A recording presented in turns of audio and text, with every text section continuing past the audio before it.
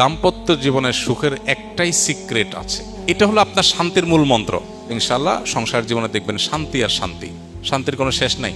আমাদের ফাউন্ডেশনে যত লোক স্বামী স্ত্রীর ঝগড়াঝাটি নিয়ে আসে আমাদের কাছে নালিশ নিয়ে, তা আমাদের মৌলানা দেলোয়ার এগুলো দেখাশোনা করেন।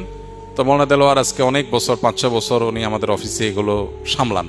প্রতিদিনই অনেকগুলো কেস আসে, স্বামী স্ত্রীর ঝগড়াঝাটি মিলমাট করার চেষ্টা করা, কাউন্সিলিংয়ের চেষ্টা করা, তালাকের মাসালা ইত্যাদি ইত্যাদি। তো মৌলানা দেলোয়ার তার অভিজ্ঞতার আলোকে বলতেছে যে দীর্ঘদিন পর্যন্ত স্বামী স্ত্রীর মধ্যকার এইসব বিষয়গুলো ডিল করার পর আমার অভিজ্ঞতার নির্যাস হলো দাম্পত্য জীবনের সুখের একটাই সিক্রেট আছে।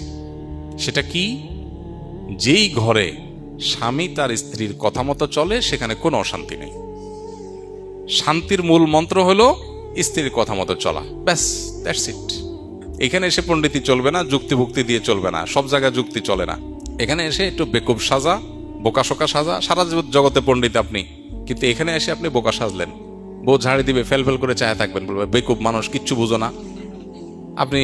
হ্যাঁ তাই তো, এটা হলো আপনার শান্তির মূল মন্ত্র। আজ যদি বলে রে বেকুব কারে বললা তুমি, শত শত লোক চালাই আমি, তাইলে ধরা খাইছেন, তাইলে আপনার কপালে দুঃখ আছে। সব জায়গায় পণ্ডিতি করতে নেই।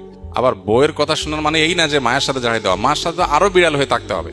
বউয়ের কাছে যদি আপনি বিড়াল হন, মায়ের কাছে আরো বেশি বিড়াল হয়ে থাকতে হবে।